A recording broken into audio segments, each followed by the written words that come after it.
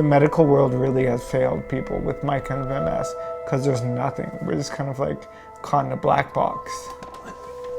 No, that's not. 1, 2. Yeah, good. The very first symptom that I got was my vision was a little bit blurry. I was like, this is really weird.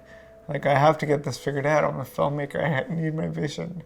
So I did all these tests, and he came back in like 2 weeks. He told me, you have primary progressive MS.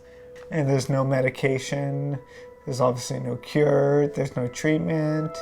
And my social life was like falling apart because of that, right? So friends would go out someplace, and I wouldn't be able to join them.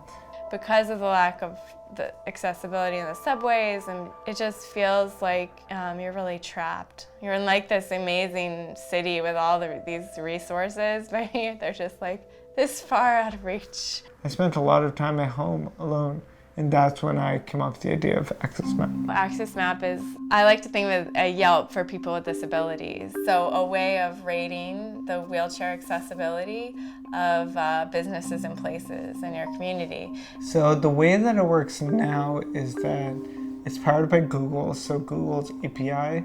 That means any place on Google Maps is going to be on AccessMap. So all the places are there, we just need people's help to get out there and start rating all the places. So Mapping Day is an event where we meet with a big group of people, volunteers, in a single location. 3, you guys, then a group of 4, and then us 2, and then we'll grab somebody else as well. And it's a way to kind of blitz and get a reviewing of one city just all at the same time. Just getting tons of reviews into AccessMap.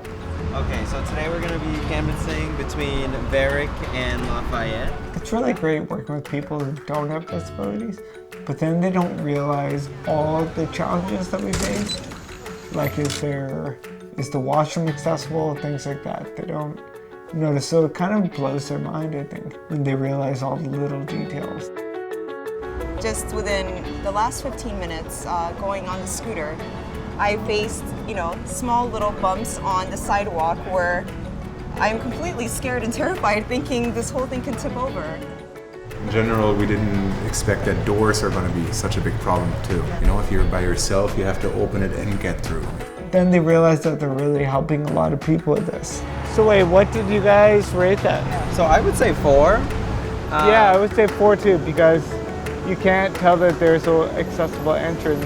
Yeah, that's pretty Cool. much it. That's All it. right. The vision is to get lots of people using it so that it's filled with data. Because right now it's a platform basically, and it needs the community, it needs people, it needs everyone to input what they know. And once they do that, it's going to be this incredible resource of knowledge of what's accessible and what's not.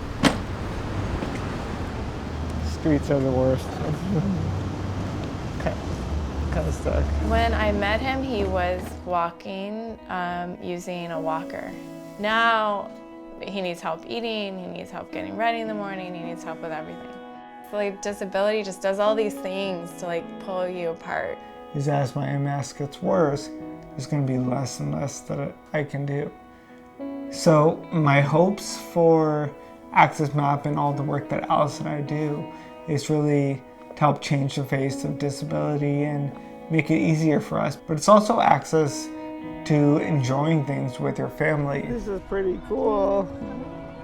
Look at you. You're A good thing to think about is what I was going through before AccessMap. Like being at home and not being able to share in society and having all your freedoms taken away from you. I think that AccessMap is going to be a tool which allows people like myself to get the freedom back again.